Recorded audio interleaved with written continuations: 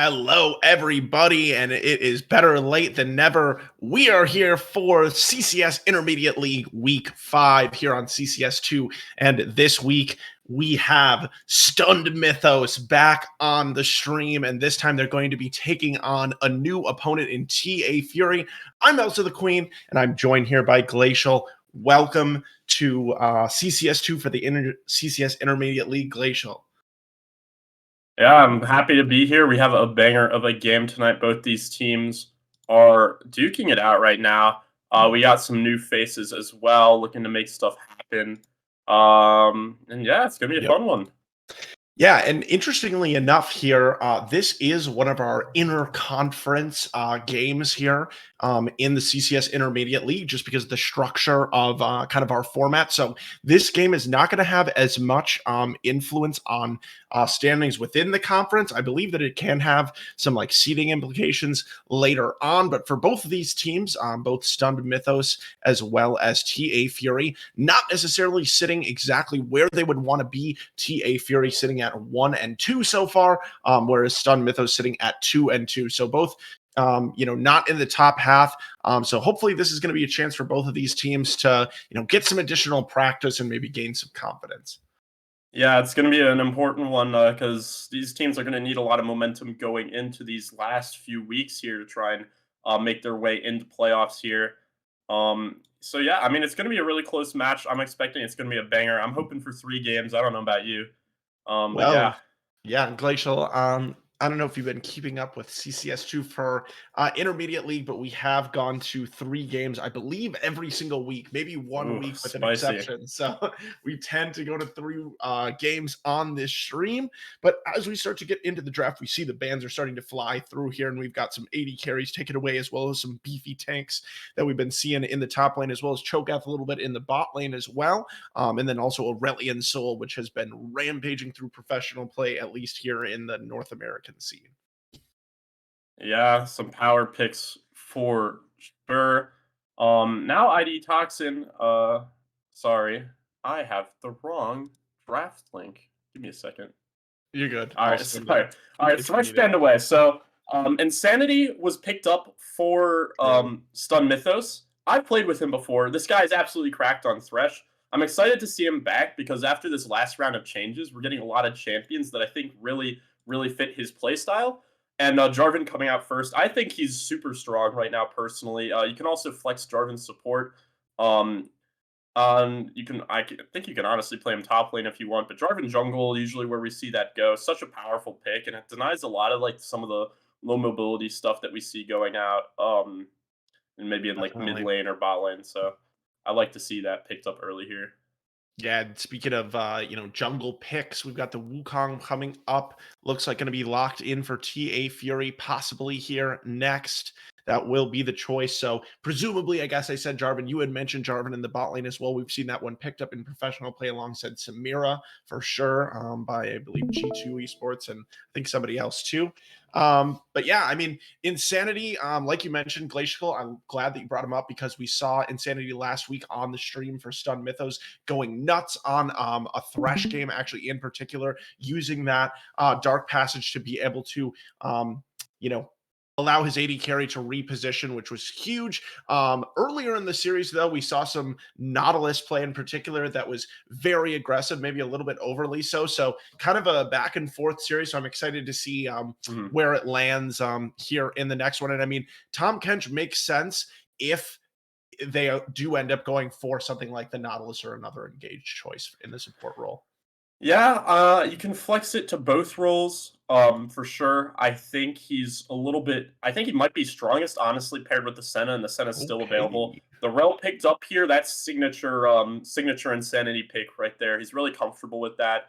And Rel is not a champion you see a lot, but she has one of the highest ceilings for really like strong engages in the game. One of the best engage combos in the game. That being said, she's criticized for being a little bit one-dimensional, which is true. But paired with the Jarvan, that's a really strong potential for an engage. And then alongside a Zeri, they can be a pretty strong bot lane there. Yeah, and I mean, what I see so far with the Jarvan and Rel coming out from Stun Mythos is they're really trying to set up, and engage in one area. Both Jarvan, getting everybody clumped up in that Cataclysm, and then Rel with the Magnet Storm benefiting from that as well. So I wonder if we'll see something like an Oriana to complement this combo. Something like that can have that AoE effect. But as you mentioned, Glacial Senna is open. Definitely a strong option alongside this Tom Kench, and looks like that will be the bot lane here for TA. So as a bot lane aficionado yourself, we see both of these bot lanes locked in. What's your opinion here? I mean, does the Senna have pretty heavy priority early game over the Zeri Rel? It's I think they should. So Senna just got buffed again. I think she is viable. I haven't seen a lot of it, but I've seen it a couple times.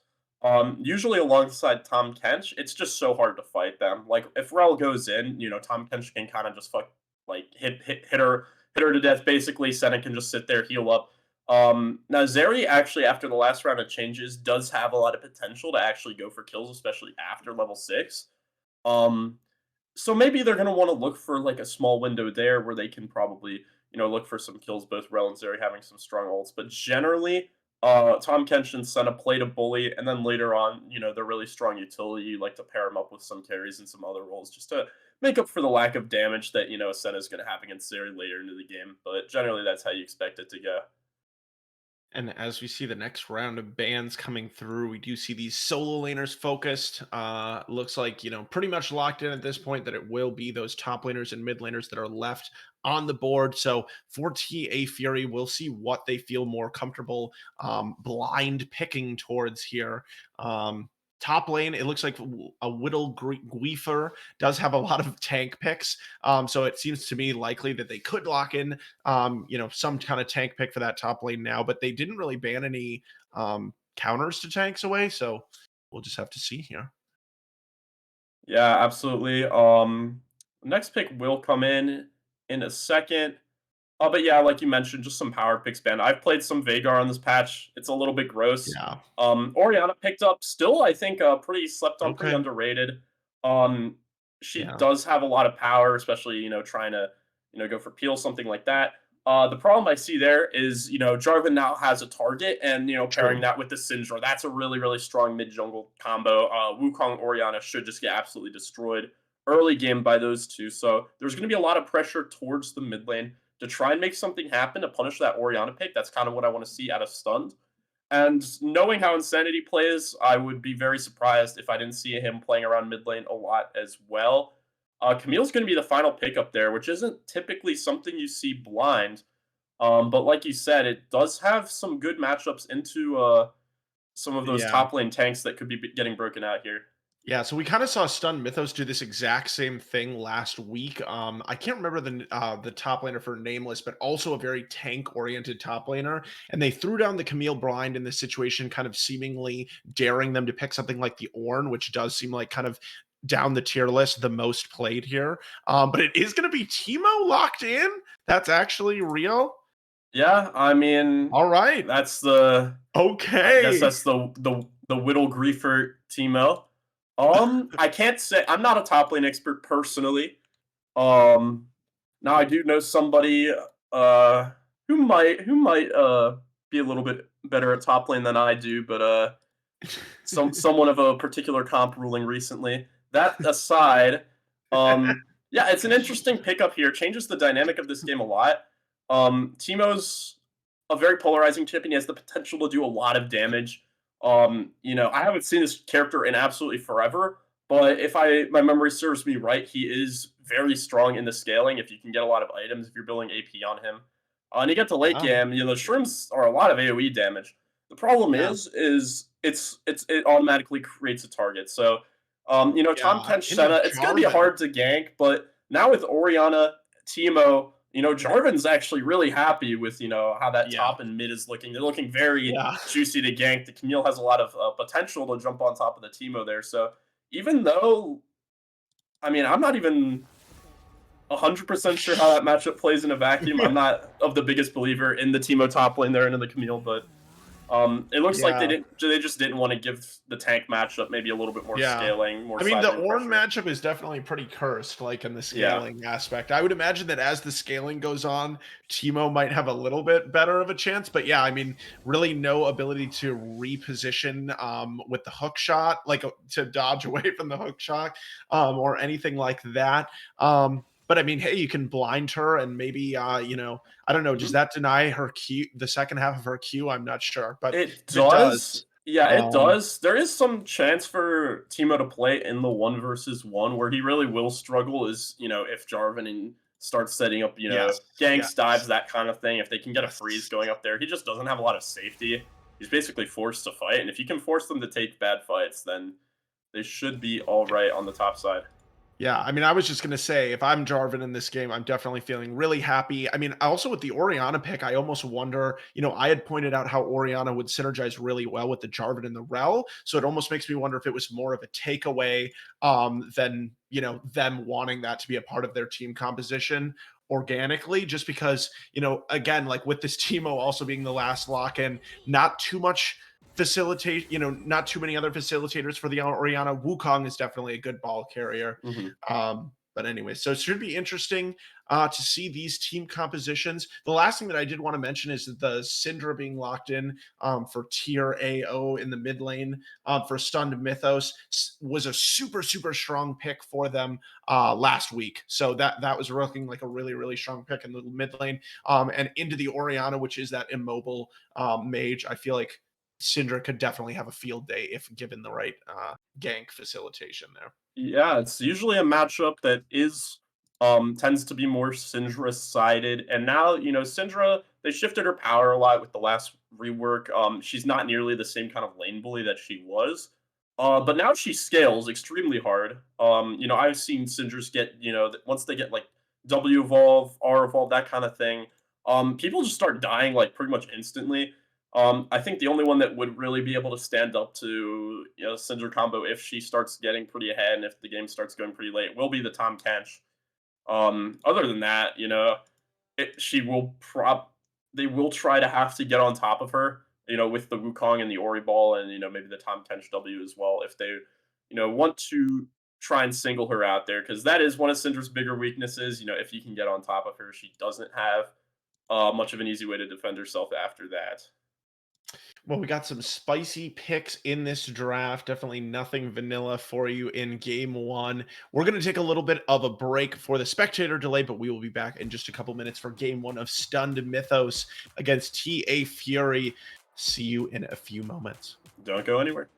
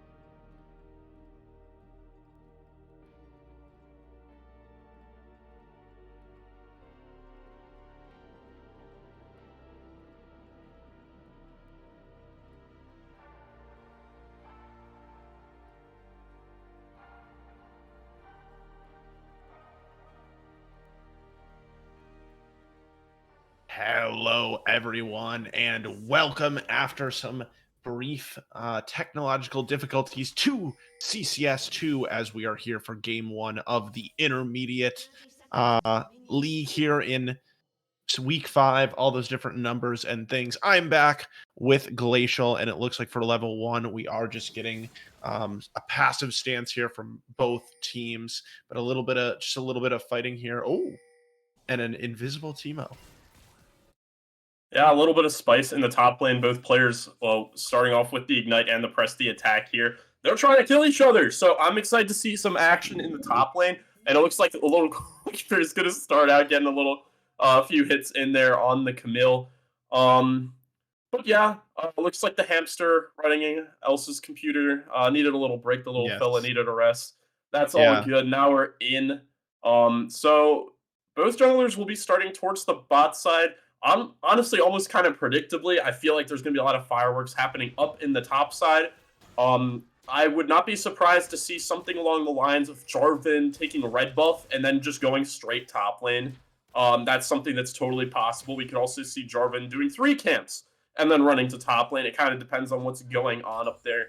Now, of course, Teemo should win the first level or so there, just because Camille doesn't even have the hook shot. There's not really an easy way to trade back, and it looks like he'll be abusing that range advantage right away, getting a little bit of poke down onto the Camille. Yeah, definitely. And yeah, like you said, just mostly passive from some of these other lanes here, at least for the level 1. And it will be more interesting once these junglers do take their first ganks. As you pointed out earlier, as we actually do see a little bit of an engage at level 1 as Insanity wanted to jump in, but not really enough to make anything happen at this point. Early level 2 from the bot lane of Stun Mythos will provide them priority, at least with the wave, but their jungler's kind of on the other side of the map anyways. And yeah, it looks like Jarvan is maybe interested in trying to set up something here against a little briefer. Yep, we're going to see that early hook shot in the blind isn't going to matter too much because he's just going to be able to hold this knockup. Flag and drag coming through, and it's an early first blood from STN Senji. And just like we talked about in the draft, Glacial, the Teemo is just a sitting duck for this Jarvan if he chooses to exercise that gank power. Yeah, Teemo, playing a little bit too far up there, not respecting the fact that Jarvan literally can just, run around and just try to go for kills that way. The catch-up XP on jungle is ridiculous right now. You can't really be punished for farming too much, but honestly, that's pretty efficient there. He went for the red. The Raptors Gromp hit level 3, and then he's just able to come top lane. He's a higher level in both top laner. He's kind of just able to beat Teemo to death. Smartly, Teemo doesn't waste the flash because I'm pretty sure he was dead either way. Meanwhile, on the bot side of the map, I liked that level 1 engage from Ro, because even though she didn't get too much, they burned the flash out of Orianna here. That's really good as well. Stun Senji making some stuff happen early. But yeah, in the bot lane, Rel was able to help pick up the level 2 first. Now they got the wave crashing back in. Jarvan's on the bot side of the map. They could look for something bot lane, but that wave's probably just a little bit too big here. Yeah, wave looks like they're trying to hold it outside the turret if they can. And on the top side, they weren't able to necessarily bait to the engage they wanted. He's able to get Bravo. He's ignited, but Bravo will be getting out. Alice gets the 2-man knockup. Can they turn it? Zera's almost dead here. She's going to be going down to the minions. Oh no, it's a disaster. 2 kills to Tom Kench. Oh my goodness, the Jarvan able to try to come back in to make something happen. I'm not sure if it's the stream or my computer, but it's so choppy that I'm having a hard time here. But at the Jarvan's able to flag and drag it look like to safety for the moment. Palas going to be chasing, but the Q not going to be able to connect there, so the Jarvan will be able to get away. Right. So yeah, I mean, that's a really kind of disaster gank. They just go a little bit too far. The tower's doing so much damage, and they're able to get the stuns down. That 2-man knockup from Palace there, absolutely massive. The ignite goes down, and then Insanity taking another tower shot there is a lethal mistake for him. Senju's barely able to try and, salvage that play, picking up the kill onto the Senna. Oh, but it looks like that's going to be a kill mid lane. Wizward going to be going very, very low. 1 auto attack away from dead, but now Bravo, will he be able to auto attack this Senna to death? Yes! Oh, griefer! He gets the solo kill top lane. On the top lane, we don't even see it, but the Teemo doing what it is meant to do in this counter matchup, I guess, and it looks like easily taking that that solo kill in the top side. Yeah, Whittle Griefer's Teemo there. They knew Jarvan was towards the bot side, so he's able to just play aggressive and, you know, do what he wanted this vacuum counter to do, actually picking up the solo kill there, coming off to a nice lead. Syndra there, so close to being able to pick up a kill in the 1v2, but Bravo's roam made it happen. And now they're looking for another fight in the bot lane. Yeah, now in the bot lane, we are seeing Palace and Bravo looking for the fight, and Bravo's just going to miss that route going in between both of the members of the bot lane there, and they're just going to be able to run away for safety. It looks like Wukong, though, in the river might be starting off this dragon, as they do know that they have a little bit of priority on that side, although it does look like it's now going to be pushing in for the blue side. Yeah, TA Fury making a lot of stuff happen with just their lanes and some of the action from Bravo here, especially roaming up to the mid lane, and then Tom Kench as well. Nubly hasn't even had to participate in a kill, but it looks like Tier Ao is going for the solo kill onto the Syndra, flashes the shockwave, and is able to pick up the solo kill. Yeah, able to pick up the solo kill, and we talked about I talked about how last week how this was such a powerful pick in the mid lane for Stun Mythos, so they're showing how that is the case once again here. Yeah, so a little bit of a good showing here so far from Syndra. They kind of need right now someone for the Jarvan to really play around, because top lanes, it's not necessarily getting out of control, and they are going to want to look for something as this wave is actually pushing back into the Camille. But Nubly knows as well, they might be on to stun Senji here. He's engaging, but he might be stuck in a 1v2. Camille's pretty far, but he has the level advantage. Yeah, Nubly looks very close here. Oh, but it is going to be the shutdown coming through. Kills coming onto both sides, but a nice job by Nubly of being able to trade one back onto Senji there. Now that I'm finally onto the non-choppy version of the broadcast, so I'm back officially. I know I sounded like I was lost at sea there, but now I can actually see what's going on. So thank you, gl4cial, for carrying me. No worries, no worries. So that was a pretty interesting set of actions. The wave was in a pretty good spot to look for a Jarvan gank top lane, but Nubly, knowing this, headed towards the top side there, was able to spot out the Jarvan on his Krugs, and he was just a little bit too far. I'm surprised to not just see him, you know, try and get out right away. He has to honestly be pretty happy that he was even able to trade 1v2 there, because Camille is so far from the team, but now he's looking. All right, here is Sinan and Winnan going for that all in. The poison going to be ticking away, and even though it is a kill for the Camille, it's going to be traded back to the Teemo. So, you know, both of these champions scaling, but I think an interesting aspect of this matchup, gl4cial too, is that later in the game, they bring very, very different things to their team with the scaling elements that they bring. They're very different champions. Oh, Tier Ao actually looking for a big trade on. Wizward was not ready for that. Wizward is the, I believe, the assigned 80 carry player for TA Fury. True. Looks like they're having some roster troubles, so they had to bring Wizward up into the mid lane, bringing Palace into the 80 carry / support role. One or the other with the Senna Tom Kench. It looks like and has been doing a really good job, but a lot of pressure coming out from the Syndra mid lane. Another fight top lane. Yeah, trades on both sides, and here Senji has been waiting in the wings for a long time, and they are going to just be able to take down this Tom Kench before he's able to get away. Bravo will be remaining down here to be able to pick up this under the turret, but nice patience from Senji to you know, facilitate yet another gank here on this bottom side. The Jarvan already having 3 kills, but also picking up an assist. So Jarvan definitely, you know, meeting the condition that you pick Jarvan for, of getting your lanes ahead early in this game. Yeah, a lot of good work from him so far, making a lot of stuff happen alongside Syndra is currently sitting at 2 solo kills, I believe, almost at 3. But top lane here, the Teemo pick has been working out so far. They haven't quite been able to shut that down. With that pressure, Nubly is going to be able to pick up the early Rift Herald here. Of course, on the other side, they're going to be trading off the Dragon. But you have to be a little bit worried, because Camille from behind, if she's not able to be, you know, the same menace in the side lane that she's known to be, if Teemo is actually just able to beat her in sides, he does have a stronger teamfight presence as well, usually. So you don't want to have your Camille pretty far behind. Yeah. I'm not sure if Stun Senji will, keep trying to play towards top side and trying to get this Camille ahead, but it looks like they're trying to set up a tower dive now with Nubili here, but Stun Senji Okay. is on the way.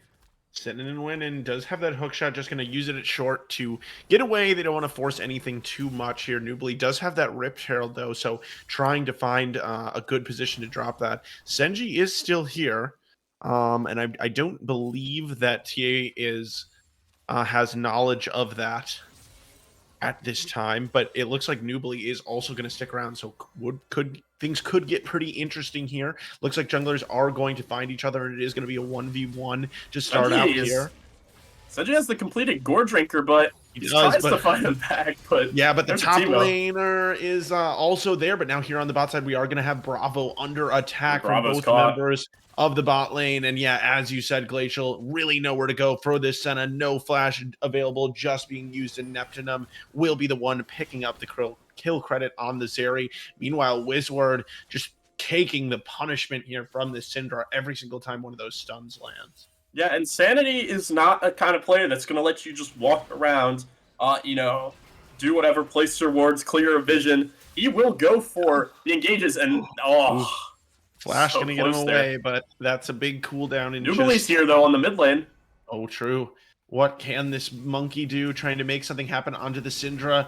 But also Senji is here and just going to dunk onto Wizward for that last hit. And I think that is the reason that Nubili was not wanting to overcommit in that scenario. The Orianna just looking super, super vulnerable. And I mean, there's still plenty of time. Oh, is actually this has no mana. Is totally out of mana. He's going to get ignited, slowed up. Hextech Ultimatum still available. And that's a big overstay there from the top laner of TA Fury. Yeah, really good by him to start trying to turn this top lane around. If he's able to just get, back ahead on his own, they're kind of losing their, looks like we got an engaged bot lane here, actually. Oh, Senji just does not stop, and the Rel is going to come through here. Palas still alive. She's going to be able to get herself out of there, and Bravo now under the turret. Neptunum having to flash away from the Senna ultimate. And actually, in the 2v3, TA Fury bot lane is going to come out alive, and they're even going to burn summoners on the opposing side as well, so well played. Yeah, I mean, that's the power of that Senekench bot lane. They have a lot of defensive tools. They're pretty beefy, pretty hard to kill, and another big trade for Syndra here in the mid lane. Yeah, the fact that, TA Fury's bot lane is able to keep drawing that pressure is really nice, but, of course, on the other side of the map, Sinning and Winning is able to keep trying to turn that. Oh, my God, another solo kill in the mid lane. I think that's number 3 here for Tier Al.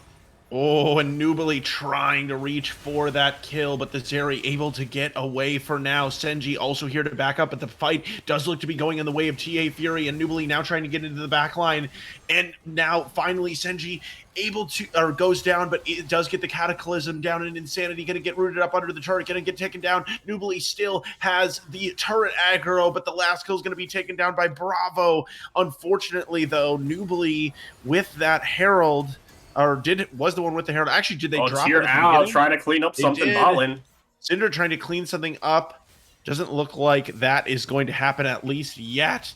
And now we got more fighting in the top lane as well, as both top laners going at it. Little Griefer has procced the press the attack, doing so much damage and just going melee mode. It doesn't matter. Oh, but now Tyr is going to get rooted up by Bravo. Oh, they found him. Is going to pick up the last hit, and that is a big shutdown onto the Syndra. So things looking good across the map there, especially at the end of that engagement for TA Fury.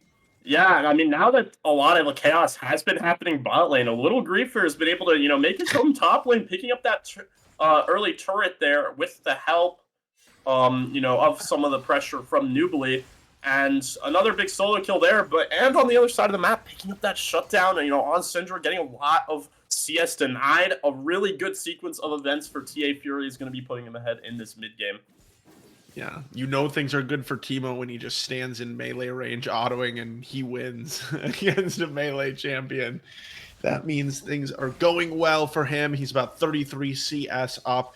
I mean, it's not like the Camille has no chance to kill him or anything like that, but especially if he can, force her to step on at least one shroom throughout the fight, we're seeing the amount of damage that those are able to put out. And I can't even imagine once we see, some of the squishier members of Stun Mythos finding those later in the game, how that's going to feel. I would I can't imagine not help very but good. notice that there is a Leeching Leer on the Tom Kench here. Looks like they're going to be Oh, going for a Rift Maker. I have never seen that. I really don't know what his AP scalings are even looking like there, but he's cooking. Palace is cooking something on the Tom that's Kench very there. interesting. And yeah, the tier even as well. Yeah. I call I it mean, Master Chef Tom Kench right there with that one. yeah, I mean, you gotta. Where's that skin? I can't remember what the name. The one that came out when Tom Kench came out. Yeah, Yeah. that you're referencing, I guess. I But think they anyways. did go for the matching skins bot lane, though. Of Oh yeah, course, the true. Skinergy has been Yeah. a big part of why they have been able to do so much in this bot lane. Surely that's the main reason. Yeah, And Rift Herald going to be focused down, it looks like here, for TA Fury. Stun Mythos has so far controlled the dragons. And it looks like Senji does want to look for an oh, engage here. Is Senji. going to find the Cataclysm onto the back line, is going to stay alive for quite some time. And it looks like Nubili will be the first one to fall, and Senji is not going to die. So it will be the Herald traded for the jungler of TA Fury, and we'll have to see if that's worth once we see what they're actually able to do with that Eye of the Herald. Yeah, I have to believe that Stun Gaming wanted to make it to the Herald a little bit quicker. They did end up having the numbers advantage. But, Nubly, he goes down, he's still able to get the Herald. Usually that's, a trade that you're going to be happy to take as long as you don't lose too much after that. You're going to get a lot of gold off the towers, get some local gold for killing it as well. But Griefer wants to look for something top lane here. Yeah, and he is going to have the advantage of surprise, but also chose to come out of, when Camille was literally right on top of him. So also a little vulnerable to damage too, and it looks like we'll eventually just back off here. And across the board, it looks like for the most part, we've champions have one item completed. The exception to that is most notably is the Oriana, who for Wizward, who definitely I think is going to struggle to have a heavy impact damage wise in this game for quite some time. Thankfully, Oriana is known for having a lot of, supportive spells. She can be a True. damage carry. Usually she doesn't really have to be. She has a lot of utility, with the shield, the speed up, and of course, most notably, that shockwave. If she can pair it up with, some of the wombo combo potential from the Wukong and the Tahm Kench, layer that with a Sentinel, and if you can, target out, Tier Au or Neptunum on the Zeri, then, if you can actually land that, it's still a pretty easy team fight. You should be able to take home. So, that's, of course, something you always have to be careful of. But currently, Tier Au has been getting so strong, and they want to target him. Yeah, and Nubly is going to come in strong right away. Tier just trying to trade it back, Trades him and it back. will be traded back. I can't imagine Wizward is worth a whole ton of gold at this point, but I mean, that's something definitely better than nothing. And that is going to be a nice trade there from Senji, just trading the Cataclysm for the Flash from Teemo. And then both parties will walk away and shake hands. Yeah, Guifer wasn't entirely, sure who had the Jarvan hat behind him. Zeri was on the mid lane. He was probably fine, but just, playing a little bit too far up there and the lack of vision. Better safe than sorry. But a good, good awareness by Senji to get that ult down and burn the flash off the Teemo. If that's something they can punish in the next 5 minutes, maybe you can turn that into a Baron Nashor. If they don't have the Teemo, take the 5v4, they aren't able to get the setup, it will be pretty hard for TA to fight back. Yeah, definitely. And we can see also just kind of how the move speed of this Teemo makes it difficult for Camille being able to have, much to say in these trades. So continues to be enraging, for her. There's a reason that Teemo has the reputation that he does. But I mean, with not too long here for this next dragon going to be spawning as well, and this is quickly becoming an issue for TA Fury. If Stun Mythos does pick this next one up, they would put themselves on soul point. So some mid lane priority being picked up right now for TA Stun Fury, and Sanji's we'll see. looking for something bot Oh, lane as true. well. Poor Wizward. Can he Tries to catch a sneak break? in. I think they might have spotted him on the way out, but... Ooh, or did they? Okay. Herald's dropped mid lane though, while meanwhile, they stunned don't really Senji. care. If they did see him, they're just taking advantage of it. With the mid lane turret is going to drop here. Oh, but they might look for the Herald's gonna fight. charge. Look Yeah, at Insanity. looking for the Hex Flash over the wall, and now possibly looking to jump in here, but Senji already getting a little scared. But now Nubly's in the backline, yeah, with the Shockwave doing quite a bit of damage, but will they actually be able to finish anyone off? Insanity goes in for the engagement, now has to jump out. His members start to go very, very low, and now it's a double kill all of a sudden for Teemo, but now Teemo is the last one standing in the fight on his side. That was just that escalated very quickly, but it's 4 kills in favor of Stun Mythos and just 2 for TA Fury. Yeah, Teemo does a lot of damage. He was pumping for that fight, but his team just kind of evaporated for him. Nubly was the first fly to fall there. And of course, Whispered was able to land the 2-man Shockwave, but the backline was getting decimated by the Syndra and the Jarvan, and then, towards the end of that fight, Zeri, of course, is able to clean up. So a lot of kills where they need him on these carries. Zeri's starting to power up. Syndra's getting even scarier as this game goes on. You can't really, trust the Syndra to fall off like maybe you used to. This might be a problem you have to deal with. Little Griefer wants to maybe try something. Nah, that mage is too scary, but he does run into Insanity. Insanity just going to be able to easily jump away, but not only does the fight go in the direction of Stun Mythos heavily, but they're also able to pick up that Infernal Dragon, so that puts them on the precipice of this Infernal Soul possibly, which would be very, very annoying. For their composition, obviously with the Syndra and the Zeri, there's no shortage of damage already, so getting those additional stats would be huge. And yeah, I mean, we saw and Wizward, he's gone. This is just going to keep happening over and over pretty much at this point for the Orion, and this, especially in these longer side lanes, really nowhere safe to be against the Syndra if you want to be consistently farming. Honestly, it's kind of hard to watch at this point. The little robot, no match for the arcane, dark arts mage, and using that pressure from the side lane. They're going to be starting the Baron up. They have TP on Syndra if she needs to show up, and it looks like they want to try to contest. Nubly's made it here, though. They don't want to flip it. Yep, it is going to get pretty low here. TP is going to finish from the Syndra, and now Bravo is going to be able to check in with the Sunji goes in.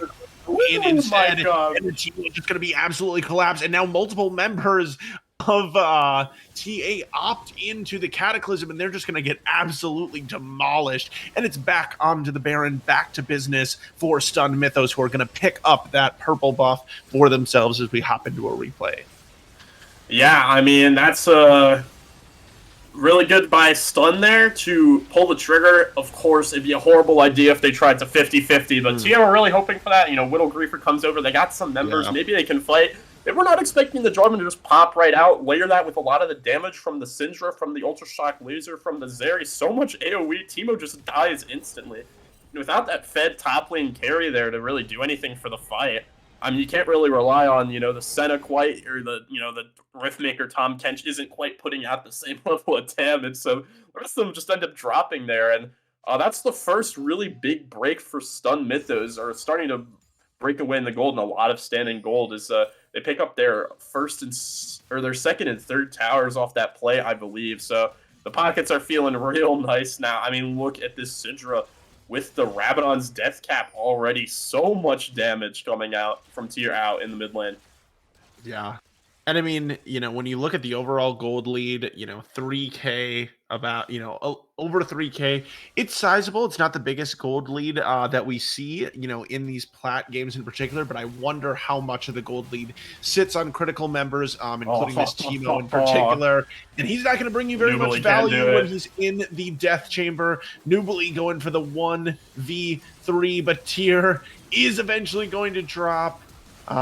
But meanwhile, it's going to be Palace. She's going to be in a lot of trouble in the Cataclysm, going to fall. Insanity actually going to get traded back as well, though, under the turret. So maybe a little bit of over-eagerness, I guess, from Stun Mythos. They will potentially look to go under this turret now, though, with Neptunum still alive and with the Baron buff. Actually, it looks like they'll just back away, but the top lane also getting knocked down here by Sinnet and Winnan. Yeah, I mean, if you're TA, you can't feel too bad about how that play goes over. A big 800 gold kill going over to Nubly, who is now the richest player on his team by just a little bit. So he's going to be feeling quite nice Ooh. about that one. And then also Wizward able to pick up his first kill of the game. They're spreading a little bit of the love around. It is going to be a problem that this Teemo can't really play the game anymore. He had a great laning phase, was able to cause a lot of pressure in the side lanes for a little bit, but now that Syndra can just do the thing where she presses a couple buttons and he dies, there's not really a way for Teemo to avoid that, and that's kind of the big Right. problem with this champion is you have to opt into building full damage to kind of get, the full value out of his kit. But at the end of the day, he's just a 500, 500 range little rat that can kind of run fast. Nothing he can do against a Syndra unless he's able to get the jump on her somehow, or someone else is able to help him with that. So yeah, just steps up too far in the mid lane and just pays instantly for it. Yeah, and I mean, at this point too, this far behind, you can't really get any kind of split push going or anything like that either. Nobody's looking. Hard to find an upside, but Nubili, he knows that they need to make Senji something on the happen side. sooner rather than later, but instead it's going to be Senji missing everybody with the knockup, but it doesn't matter because he's going to catch 3 of them in the Cataclysm and 1 Artifall. Nice Magnet Storm coming forward from Insanity, hitting 3 members, and that is going to be one of the cleanest aces that I've seen this season in CCS Intermediate with Stun Mythos taking an absolutely huge 5-0 fight, and we'll see it again now. Senji was an absolutely massive play, gets the QE, double knockup, triple Cataclysm, catches everyone for so long they can't get out. And the follow-up from Insanity just seals the deal. That is absolutely gross, and that's just going to be the game here. I mean, right here, 26 minutes, stunned off the back of an incredible team fight, and an incredible engage from Senji are able to take game number 1. Yeah, Stun Mythos, they don't even need the soul because they just send it all the way up the mid lane and they will take the Nexus instead. And yeah, I mean, that was a game, gl4cial, that had a lot of parity, I feel like, throughout the majority of it. And then all of a sudden, Stun Mythos just, turned on the gas and, sent it past the finish line pretty quickly there. Yeah, I mean, that's kind of what we were expecting a little bit out of the drafts. I mean, that vacuum counter top lane was able to get a surprising amount of work done.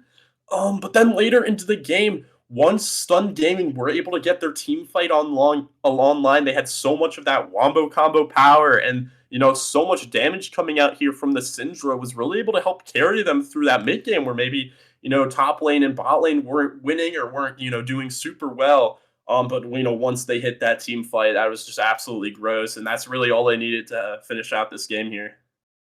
Yeah, and so for Stunned Mythos, looks like going into game 2, we will be switching sides. So they will have to go over onto the red side and see if they can do it. Or sorry, they will go on to the they'll go onto the red side and see if they can do it there. We're going to take a little bit of a break, but when we come back, we will have game 2 of TA Fury against Stunned Mythos. Don't go anywhere.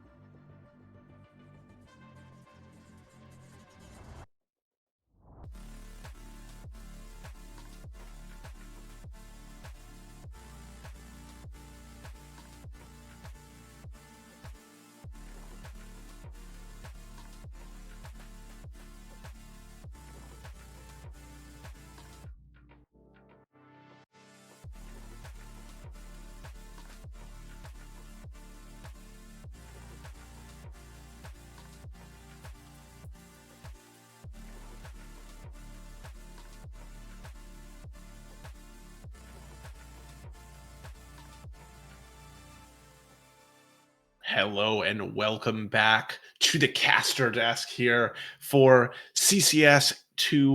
We're in the intermediate league here, and I'm Elsa the Queen, once again joined here by Glacial.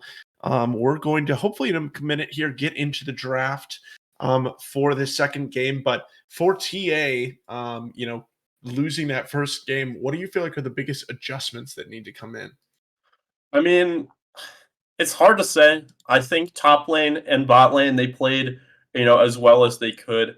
Palace coming in on the Tom Kench as a basically double support mains bot lane, I believe.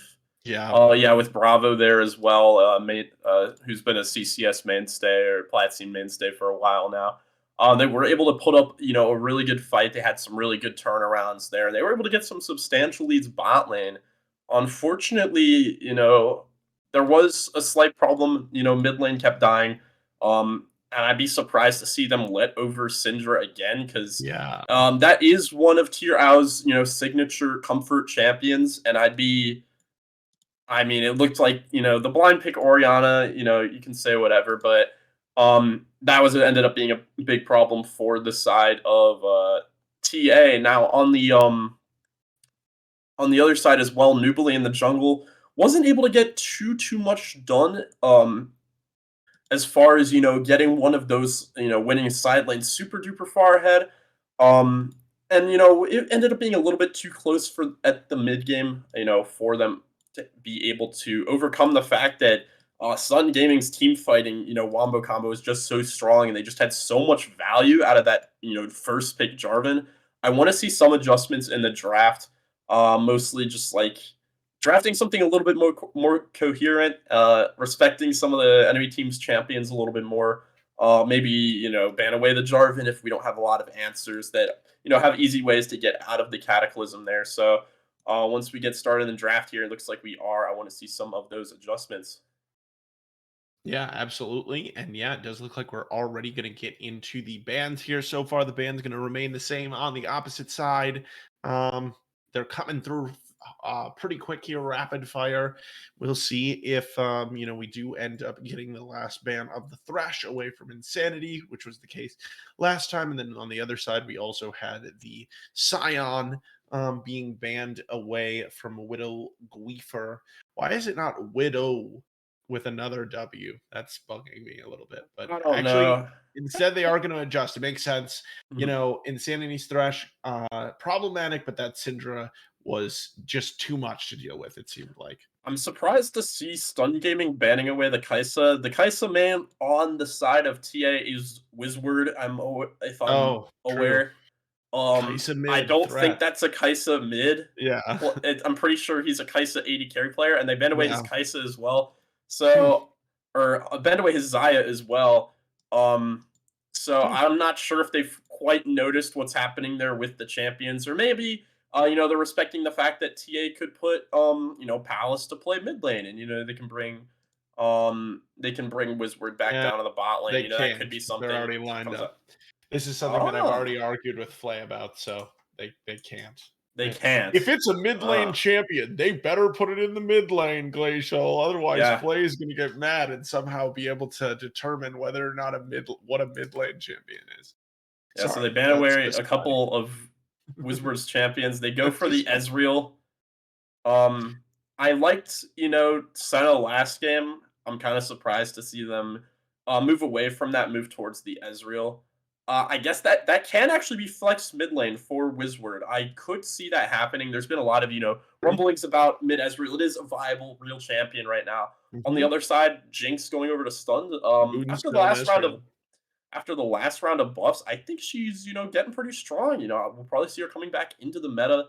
I've seen a few games on her, and she has the power if you go super late into the game. The same range, the same damage we know Jinx for. Pairing it alongside her Piltover sister in not sister in crime, but uh, her arch nemesis there, Vi sister, whatever going on Yep. there. Um, just a really strong, point and click engaged jungler. Um, that's as opposed to the Jarvan last time, who's a little bit more team fight oriented. Oh, they're trying to get the resets for the Jinx. I can see that working, and that's going to be Volibear on the other side. That will be going Hmm. to Nubili, I believe in the Yeah. jungle, it's one of his comforts. I've seen him play a lot. I want to see him get some action done, and some of the that's also the Vagar picked up here. So that could be a Vagar mid, that could be a Vagar bot, Ezreal mid. We're not too sure yet, but he's been super strong after those last round of quality of life buffs. The extra range really made a big difference, especially bot lane where he can now reach a lot of those carries. And the Thresh for Insanity Okay. is classic pick. Yeah, I mean, I definitely feel like I would I'd be willing to put some money on that Vigar going to the bottom lane. That at least makes a lot of sense to me against the immobile carries as well, which is what I feel like a lot of people, which is what has prompted a lot more Vigar picks. I feel like in the bot lane against things like Aphelios as well.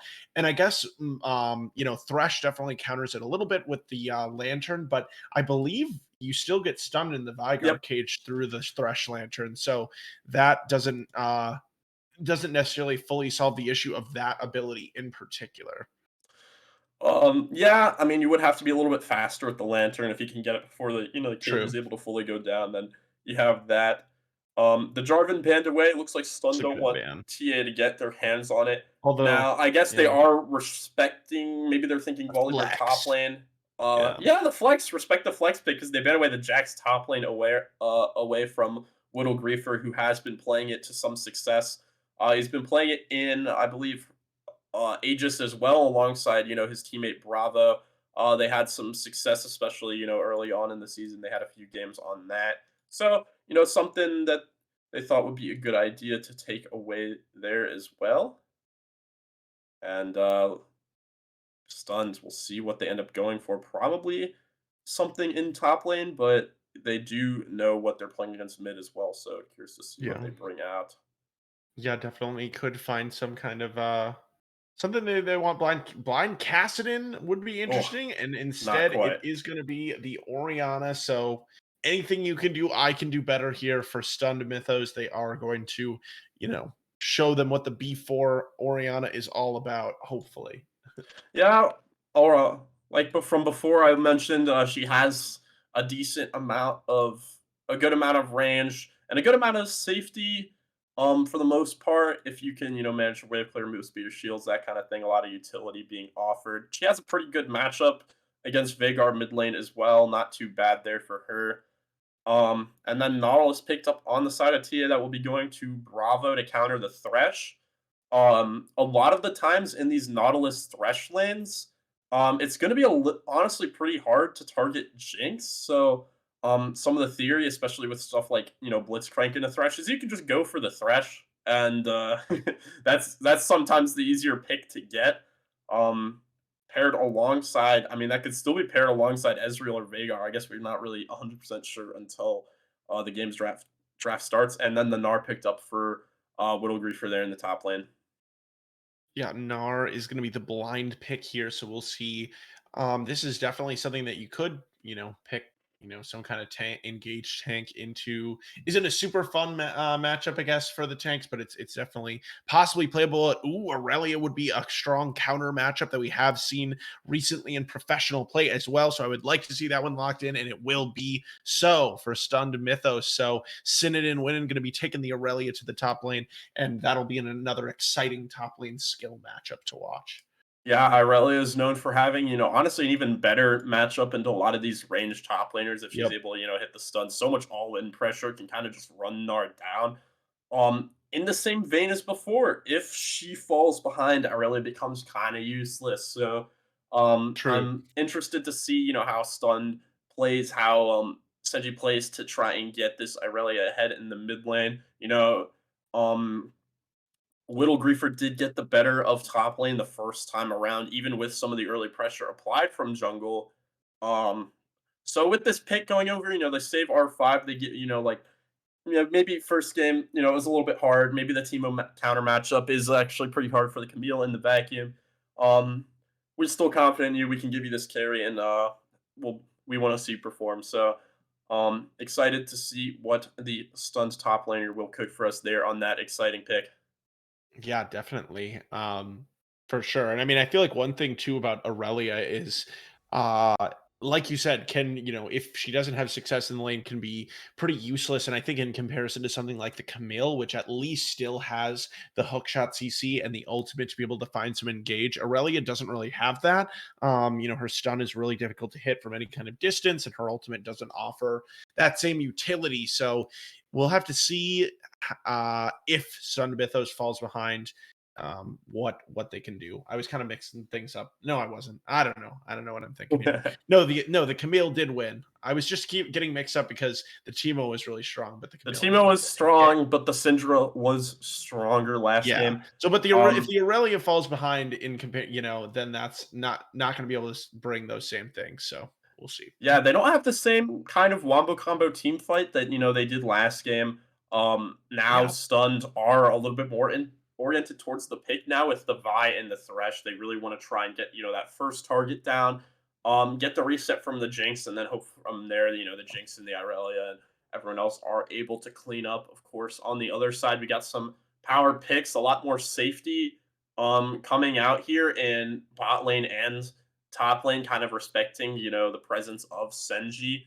Picking true. champions are going to be a little bit harder to target. Now they do Yeah, still have Veigar in the mid lane, but Orianna not really known for having the best setup, so I'm not sure what they'll be able to do there. yeah, But it's Insanity's Thresh as well in the bot lane, so I'm excited to see what he can do back on his signature pick after a nice round of buffs that I believe, when he hits his hook, it basically doesn't have a cooldown now. So, Thresh can have some pretty highlight real crazy team fights in the later stages of the game. So I'm excited to see that for him. yeah. Right now, it looks like TA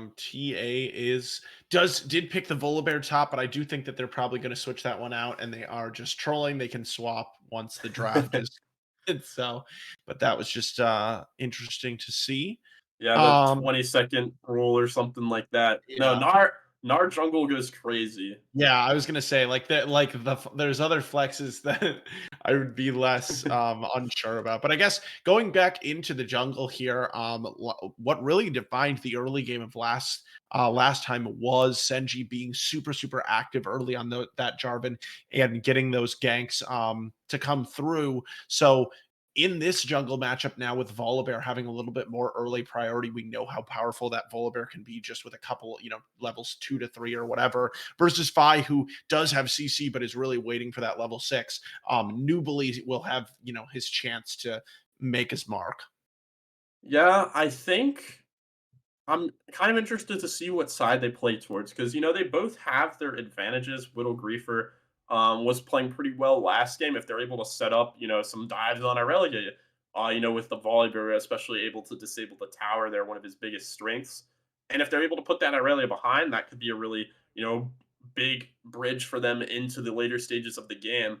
On the other side, are you really sure that you want to leave, Palace, who is not traditionally an 80 carry player, and Bravo down there against some of the power of the Jinx Thresh. If you leave him alone, if Stun Senji's able to get down there and start getting the Jinx fed, they don't really have an easy way to kill her. Jinx is pretty safe into the later stages of this game, which scares me the most for TA. Their best tools they have are, maybe like if they're able to somehow get in range of Nautilus ult and they're able to line up some stuff from Veigar, but that would involve Veigar also being strong enough to kill the Jinx. So that's True. kind of the scary thing you want to look out for on the side of TA. If Jinx is able to free hit in fights, there's just no chance you have to win them. Um, but yeah, I think that's definitely what they're going to be wanting to look at going into this game. Yeah, and the draft has completed here, so we'll have a moment to see if the teams decide where they want to sort of flip around these champions.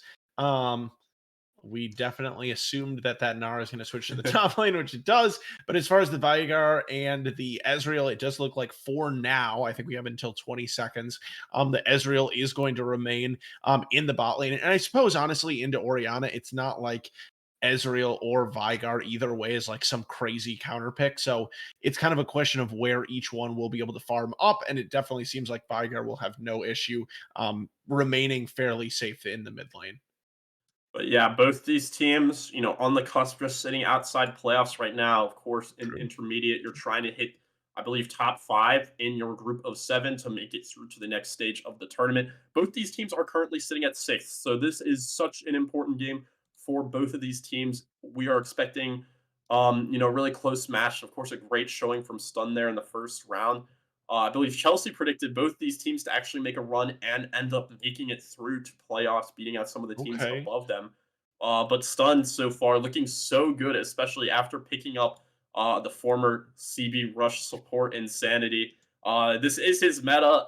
He's had some really monster performances last week, and now he's back on his Thresh this week. So making things happen. Stun looking really good. They're gonna want to get this game, get some momentum going into the last few weeks of the league, and hopefully going into playoffs. So we'll see as we go into this spectator delay. Will Stun Mythos be able to end it in 2, or will the curse of CCS 2 continue and TA send us to 3 games? We'll find out when we come back in just a moment.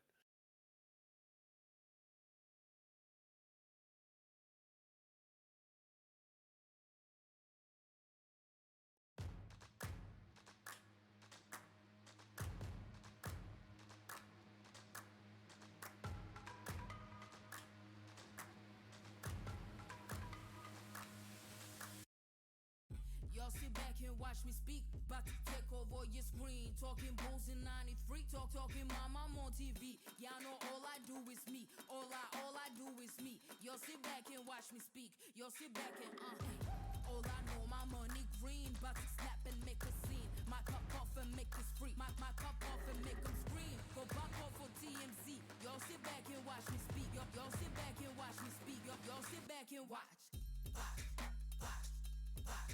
Watch me. Watch me. Watch me. Sit back and watch. Sit back. Sit back. Sit back. Sit back. Money long, nothing on credit. I got style, don't catch no feelings. All this bread, ain't got no lettuce. I got style, don't catch no feelings. Watch me. Watch me. Sit back and watch. Sit back and watch. Sit back and watch. If it ain't got style, I ain't with it. I ain't with it. If it ain't got style, I ain't with it. Look, look. If it ain't got style, I ain't with it. I ain't with it. If it ain't got style, I ain't with it. Look, look. Look, look. Look, look. Look, look. Watch me.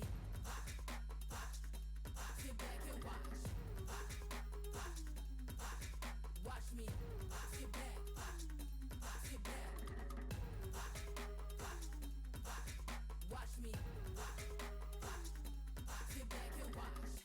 Sit back. Sit back. Sit back. Sit back.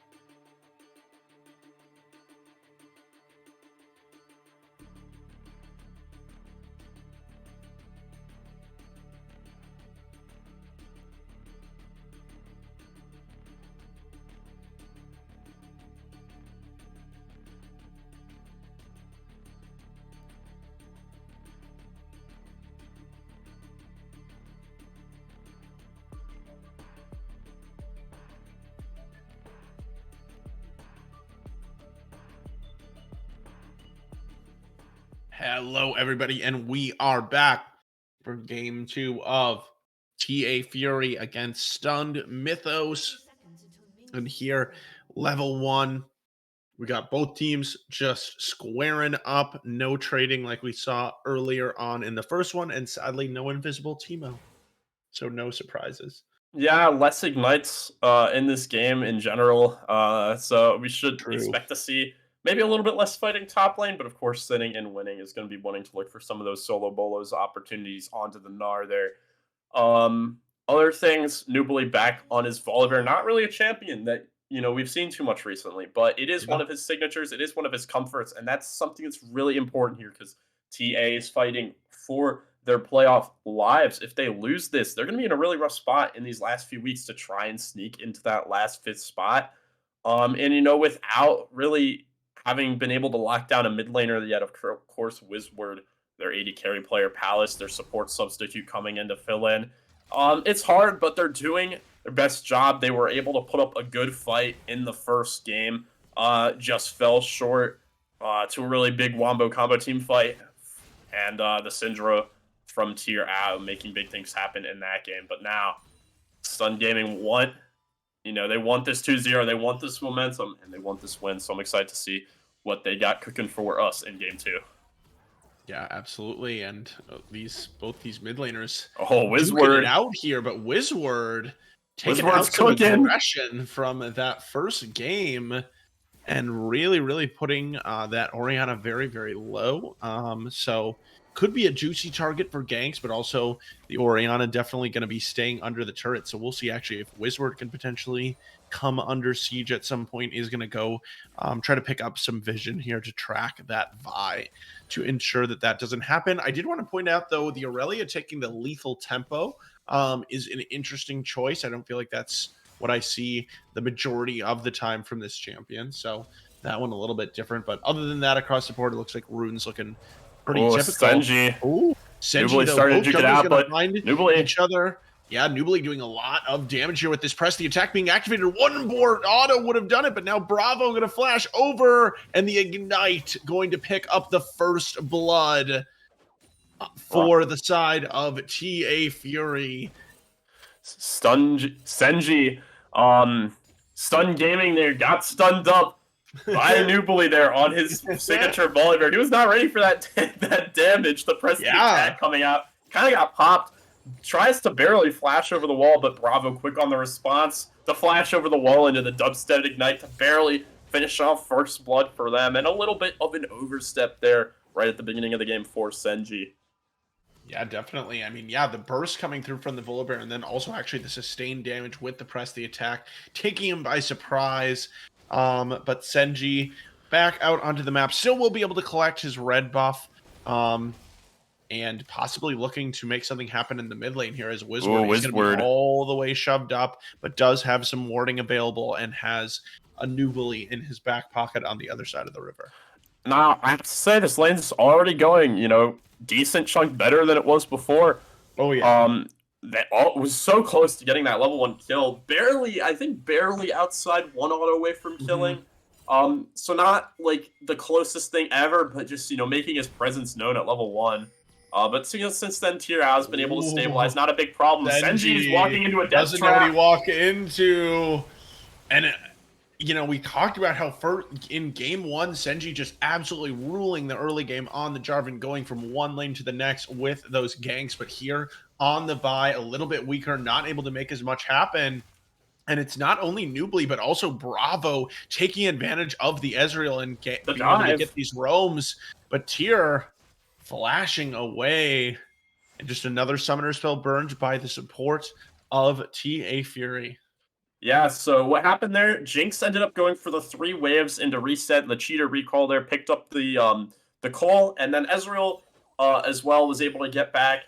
They had a bit of shove time in bot lane while Jinx froze. And, with that time, Bravo was actually able to head up and be part of that play. So Senji not quite respecting the possibility for Bravo to make that early roam there, but that does end up paying off. The early kill on Veigar helps so much to help start accelerating him. And we all know how much of a menace he can turn into late game if he's given the opportunity. Yeah, that Veigar later in the game does have the potential, like you said, Glacial to, in particularly, absolutely pop that Jinx. So Neptunum definitely going to be feeling a little bit concerned about that one.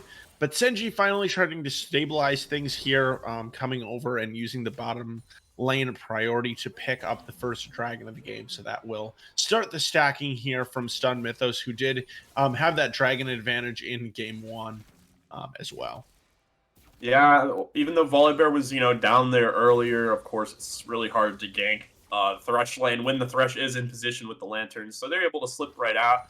And now with Senji coming down, they had the safety there to go for Dragon. So they're able to pick that up. But, a nice small CS lead accruing for the Ezreal. So not too sad there. If he's able to, play around some of his power spikes, we all know how strong Ezreal's mid game can be. But there's not really a rush to try and get super far ahead bot lane either for either side. But yeah, nice early dragon there. Of course, you always like to have that going for you. Yeah. Actually, it's impressive that the Ezreal is able to have that CS lead, considering the fact that his support has been roaming. But that's the advantage, and that's why of having Ezreal, and that's why they decided to put the priority on it. Sending and winning, not quite at level 6 here, waiting for this big wave to crash, and both junglers are going to be in the area. Megan are going to be running out pretty soon here, so no dive going to be a possibility or anything like that, though, it looks like. Yeah, Tira getting a little bit of a chunk mid lane. Has a bit of an XP lead here so far. So just a little bit accruing there. But yeah, we saw they tried to look for a dive top lane. They don't quite have the level 6 on Nubly yet, so it's a little bit scary. And as soon as they see Senji, they're just like, what's the point? Risky. So they just call it off there. Both junglers going to reset, go back to farming a little bit. And yeah, a little bit, quite a bit less action, I have to say, than last game. Yeah, definitely. I mean, for now, it is just a 1k gold lead over to the side of TA Fury. Just those 2 kills really making up the brunt of that difference so far. And looking at the individual, kind of gold here, it's pretty much at parity. It looks like Nubly has kind of the biggest lead overall, alongside actually Bravo. Yeah, Bravo with his first blood kill. And not going to make a huge amount of difference at this point, though. Wizward actually looking, he has the ultimate here, doesn't have any mana to cast it. Now Tier Al actually doesn't quite get the kill there.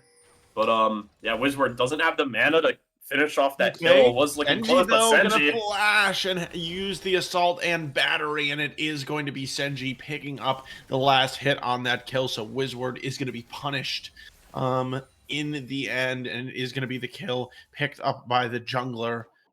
Stun Mythos, yeah, looking. Oh, and he's going to land this flawless duet into the ultimate, looking really rough here for Little Griefer, who isn't able to get the Mega Gnar quite yet. But Sin and Winin has run out of Q resets, and Gnar did not quite run out of health. Yeah, so a lot of stuff happened there. Senji was able to pick up the flash kill on Wizward. You hate to see Veigar use flash there because he was super dead, so he might be a target now, but now with this pressure from Irelia, I mean, the trade was even, but now she's healed. She doesn't have Mega Gnar comes up, but Senji's here. Yeah, Little Griefer does have the Mega Gnar, but Senji being there is going to make the difference. Nubly trades. Meanwhile, it is going to be, Nubly trading 1-for-1. Tier O going down, but has to be happy to at least grab the kill on the jungler with the assist coming. Yeah, I'm glad to see that play, Sinning and Winning, showing why Irelia is that Gnar counter matchup. Goes for the super aggressive trade with the ultimate. Isn't quite able to finish the Gnar, but you don't really need to because she just went back to the wave, started shoving it. Of course, with the Vamp Scepter, Irelia is already full build. So she was able to heal up to basically full there, while Senji, after picking up this kill in the mid lane, goes straight top lane, picks up another kill there. A nice little 1-2 for him as he's able to kind of make back some of the deficit that Nubly had formed for him earlier on in this game. Yeah, and I mean, we talked about gold leads just a moment ago, and now the Aurelia does have about a 600 gold lead, but not able to quite finish up the Blade of the Rune King. Once that, full item comes in, then we start to see a little bit more of a power spike. Wizward. Meanwhile, though, Wizward looking just way more comfortable on this Veigar pick. I believe Veigar was banned away in the second round of bans in the first game. So there may have been some awareness that Wizward is able to play this pick. Obviously not a mid lane main, but might be on the solo queue. Meanwhile, though, Senji is going to run into Nubly, and Nubly is going to go forward and find the stun. Ezreal ult coming through, but not finding much, and now Nubili gonna back off, doesn't want to go too deep into the enemy jungle. The second dragon, though, has spawned with this Hex Tech Drake, so we'll see if either of the team wants to go for it. Insanity trying to look for the prediction, and Palace is finally going to get caught up in the chopper. Does have the flash and heal available, but does not opt to use either of them, and instead goes down, not flashing away from the chopper early, and then just deciding that the fate is inevitable. But Senji now being the one caught out by Bravo, who is going to use the ultimate. Senji trying to use his own ultimate to get himself away, and now will be able to queue himself under the tower to safety. So, yeah, nice job, I guess, working around that situation from the Vi. Yeah, Wizard had the TP advantage mid lane, so after they ended up trading all those kills, Wizard's just able to recall, come right back, and TRAO is only just now getting the TP back up, so they use that pressure to look for that kill on Senji, and Bravo, you know, leaving for a little bit. Palace just cannot be that far up alone. Really good look from Insanity. I think Palace just outplayed themselves a little bit, trying to dodge everything. Doesn't actually burn the summoners and just ends up falling there. So that's not really what you like to see. But it shouldn't matter too much. You know, the kill ends up going to the Thresh. And the game's kind of reset. I'm surprised to see that TA didn't opt for the Dragon after that kill onto Senji. So we're going to see a little bit more fighting around it as these players start to centralize, maybe look for an opportunity. Yeah, and it looks like this Orianna could possibly be in a little bit of danger, but Nubili not going to be able to make it into the area. Meanwhile, looks like Bravo's going to get hooked up, but is it going to actually matter, as Senji is going to be in the area as well? So what can the Vi find? Ooh, next hook is going to just go wide, but now Nubili has arrived. Oh, and Senji is going to get hooked by Bravo, and Senji going to go low, going to go down, shutdown kill, going over to Nubili. Insanity now going to flash away, but Insanity under the turret. Will he keep the Bull Bear under there long enough? It does not look like it. Able to get away alive, so it's a 2 for 0. I'm sorry, going in the favor here of TA Fury. Yeah, heads up play by Bravo there. Hooks the wall to get out. Of course, if you're able to land that Nautilus hook, does come up a lot faster. So they're able to use that. Able to, right when that hook comes back up and Nubili's on the way down, flashes back in. They are able to take down Vi easily. And even though both of the bot laners of Stun Gaming do have their flashes available, they both flash away. Nubili's just sitting there. He's like, I'm just gonna take the tower down. That's the power. The Volley Bear, the big bear. Lightning coming down, and they're able to pick up the kill onto the Thresh as well, making it a clean 2 for 0. I still believe neither team going for the drag there even after that play. So yeah, once again, we'll probably see maybe an objective trade. Senji does end up going for the Rift Herald. Should be able to pick that up. TRAO though. Oh my god. Blink and you'll miss it. Just going to be gone. And this Vigar ultimate, just 14 minutes into the game, putting in huge amounts of work and just absolutely destroying TRAO. Looks like it right now it's doing a maximum of 1,300 damage at least, looks like here. Yeah, so, I don't know. Vigar's a lot. Vigar's already skilled, I guess. Is able to cage up Orianna, and she did get hit by that big damage from the Veigar W, which just was able to set up what was basically a 100-0 one-shot kill. Now Wizard, after a rough game 1 performance, is really bouncing back.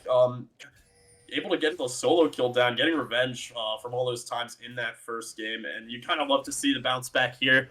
Wasn't really too phased by what happened. He's able to play something he's a little bit more comfortable on, and it's been working out well for him.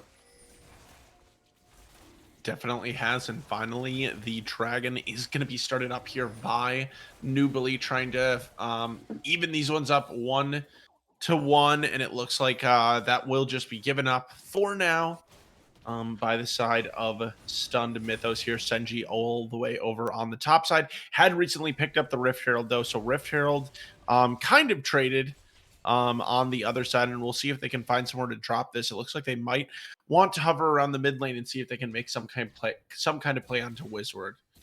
Yeah, looks like they're going to be denying the jungle away from Nubili there, using that kind of top side advantage. They're going to be kind of splitting up into the vertical jungle there. Of course, Nubili taking away some of those blue side camps as well. But with the ultimate from Volibear coming back up, the side of Stun has to play a little bit safe. However, they were kind of able to bluff that they had their team with them. Nubly could have stayed and maybe taken some of those camps or maybe threatened the tower, something like that.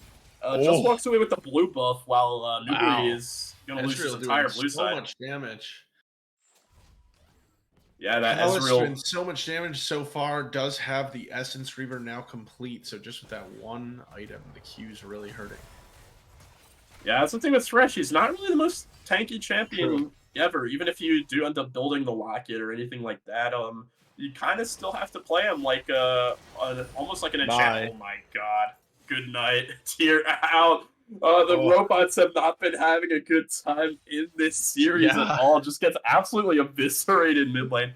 Kind of giving him a taste of his own medicine after Wizard had to deal with some of that Syndra nonsense in game 1. No more B4 Orianna. Oh the first turret is going to go, or sorry, it was R4. But the first turret is going to go down here for Wizard. So yeah, I mean, Wizard just really, I mean, we talked about in the first one, gl4cial, how it's almost sad at a certain point to continue watching Wizard get taken down by that Syndra over and over again. But now in this matchup, feeling really, really comfortable and just, actually being able to have an influence later on in these team fights. Yeah, every time he's been able to land a cage on Orianna, I mean, if you're able to hit that W, that's just lights out. Like you said, Orianna walking into the cage lines that one right up and doesn't opt for any of the defensive items, goes for the sword shoes, and maybe that's just looking like a bit of a mistake, not going for something like the Merc Tread Snare to, try and, deal with the cage a little bit easier. Wizard, of course, punishing that. And I like, I mentioned before the game started, I wanted to see Nubly, create a bit more action, kind of show up to the game a little bit more. And on this Volibear, he's been able to do just that.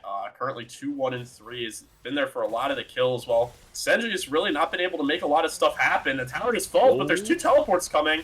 Yeah, 2 teleports coming through, and Nubly is going to be the first one, just, really not anywhere to go. But now Sinan and Winan has arrived and is going to land that flawless duet into the ultimate under the turret. Are they able to find some kind of dive? His Bravo's going to go really low. Sinan and Winan, gonna get taken down, but they will take the kill on to Bravo. Palace able to get herself away, and now the Rift Herald I was going to say was just about to expire, and so they are able to drop it. Will get the dive there, but yeah, like you said, gl4cial, great to point out that elsewhere on the map there are turrets being traded by TA Fury. They're going to pick up the mid lane inner turret as well as the top lane outer, and now there's going to be a teleport by the Gnar onto this bottom lane turret. Will they be able to finish it up? This turret's looking really, really low, and Senji is going to look onto Whittle Griefer, has the ultimate for the final bit of gap close, and it will come through, and now Nubly 2 levels down in the jungle is going to go really low. Ignite taking and Neptunum able to pick up the last hit. Lantern to safety, and when all is said and done, I mean, there was a lot of gold traded on both sides, but the gold lead over the course of time has been fading here for TA Fury. Stun Mythos getting it down to just about a 300 gold difference, which is pretty negligible at this point in the game.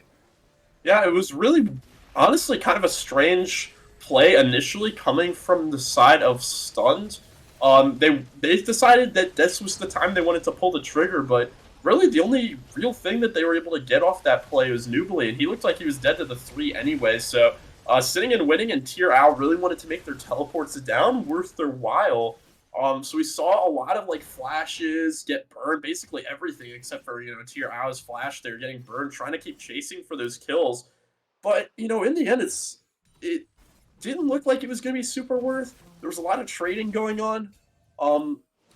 I think Veigar got tier 2 mid, Griefer got tier 1 top, but came down with not a lot of health. Senji got a kill, but gonna be in a lot of trouble, and that is going to be a shutdown onto the Veigar, and with nice timing too, because the dragon is now spawned, and at least Neptunum would like to take it down.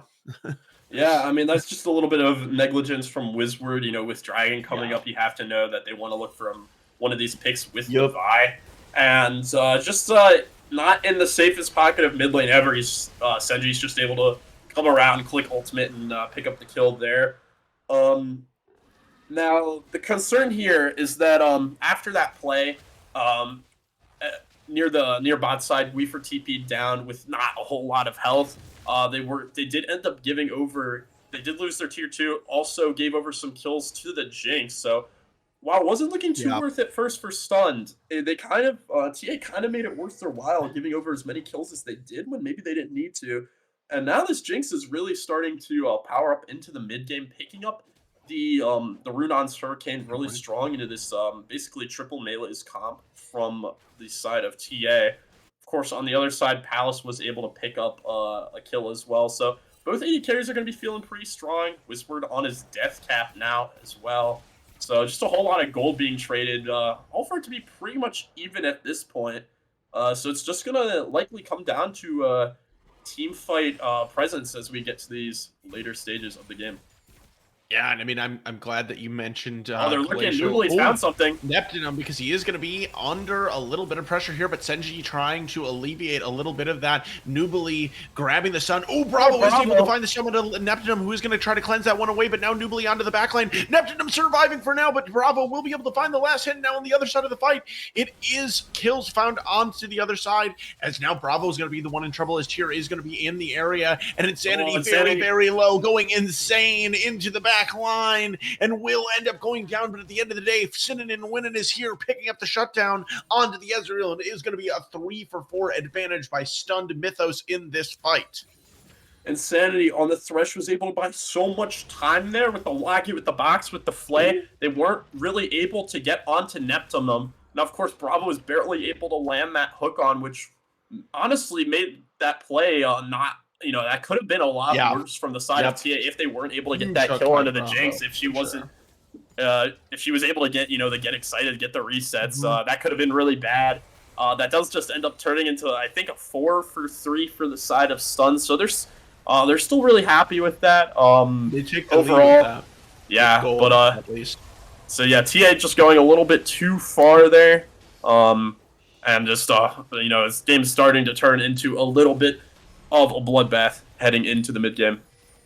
Oh, and Neptune, I'm gonna get flashed on by Bravo, but here is the Lantern to keep him to safety. So nice heads up by Bravo to try to make that play, but now it will be that flash down from the Nautilus. I mean, not necessarily the hugest cooldown in the entire game, but it is pretty enabling for the engage for TA Fury, and they're definitely going to need to get on this Jinx. It seems like Jinx is probably, kind of the single most important champion on either side, it seems like, for now. But as my client griefs me a little bit here, we'll see when the next fight is. Yeah, so I feel like both supports are really feeling a lot of the pressure to make it happen for their team. Nautilus is, kind of their primary engage, one of their biggest pick tools from the side of blue. So, they thought they had, something on Neptunum, after just having landed a hook on the last fight. Maybe, Neptunum slipping up a little bit, but Insanity's there to keep the ADC nice and safe. And being able to burn that flash, it's small, but it's a nice cooldown to have going into this dragon fight, which is going to be happening in just over a minute here. And the Infinity Edge picked up for the Jinx here. That has to be scary. Yeah. So for Stun Mythos, I mean, it's going to be the game of keeping this Jinx alive and keeping her, on the back line. And so for Wizward, I feel like at this point of the game, one of the struggles for Vygar starts to become getting in range of those enemy carries. They don't have a shortage of damage, but it's a question of if they're able to land it onto the right targets. Cleanse still not quite back up for Neptunum yet. Will be here pretty shortly, though. And I would imagine that, the next big fight here will take place in about 40 seconds when this dragon spawns, if both teams decide to contest for it. They're looking at the Gnar. Yeah, it's on the wrong side of the map, but it looks like we'll just be able to ring around the Rosie there and find some safety. Sinan and Winnan definitely wants to find this 1v1, though the Mega Gnar going to be exhausted. And now it's a 1v2 for the Aurelia, as Noobly has arrived here as well, but Noobly probably does not have enough damage to win this one on his own. TP coming in for Wizward to try to provide Bravo. some kind of Oh, backup, and now Bravo trying to find something on the backline, but he has been found instead. And Neptune going to get excited for the first time, and now this fight is not looking good for the side of TA Fury as Nubly has got nowhere to go on the backline. Insanity going to find Wizword, and Neptune stays firing the entire time. That's going to be a 5-for-1 ace, and they once again do not need to turn towards the dragon when they have more juicy objectives in their sights. It's going to be the inhibitor turned in the inhibitor, and I think they might even be able to try to look for the end of the game here. It's like the same tune as last game. You know, went from completely basically even to Jinx hitting these 3 items, and then just a small, you know, mistake from Bravo there, from Nubly, just a little bit too far out, giving Jinx the resets, and they're just not able to touch her. And they just finished the game right off one team fight. That's 2-0 for Stun Gaming. Stunned Mythos is going to do it. They not only take the series in 2-0 fashion, but they break the 3-game curse of the CCS 2 on Wednesdays, and they are going to take down this series against TA and make it look easy, at least at the very end. Yeah, really impressive team fighting there from pretty much everyone on the side of Stun Gaming. You know, right up until the end, the Jinx, they were able to get her the gold that she needed. And you know, once they had those 3 items, the Jinx, the Thresh, this is looking like something that, you know, maybe you can't give over to Stun Gaming. You know, they banned away initially the Thresh, but the Syndra coming through by Tier Al, able to carry the game, and now, you know, the Jinx Thresh bot lane, Insanity and Neptune making it happen in the later stages of the game. You know, Stun is looking like a whole different beast. They are able to pretty much, after laning phase, dispose of TA, and that is the momentum that they wanted going into these last few weeks of the league with their new support. You know, with this new momentum after 2 straight wins, they have to be feeling good for this one. Yeah, definitely. Going to be feeling really good. 2 straight wins in a row, like you said. They've got some supporters on their side who think they can turn it around and at least make it a playoff appearance. And I would definitely say at least the you know, kind of mid and bot lane looking super strong here for Stun Mythos. But yeah, I mean, a pretty quick series, I would say, overall, with that game just ending in 26 minutes. Both of these teams have an average game time of more around 30 minutes. So that accelerated quickly. I mean, that really got out of hand. That's all I can really think of with that second game from Stunned Mythos. But yeah, I mean, that's pretty much going to be the stream here for us on CCS 2. I believe things are still going on CCS 1, so we'll end up throwing it back over to there. But I did want to give a shout out also to our producer, Shoops, for being here tonight. Thank you so much. And also gl4cial for joining me as my co-caster. Thank you for being here, my friend. Yeah, it's my pleasure. Happy to be here for CCS Intermediate for the first time. Get to cast some of these platinum games, so that's been fun. Absolutely. All right. Well, everybody, I think we'll probably send it over to the other stream. So stick around for that for sure. But for everyone here at CCS2, we will be back tomorrow for the CCS Novice League and on Friday for CCS Advanced as well. So we will see you then. Stay safe. Good night, everyone.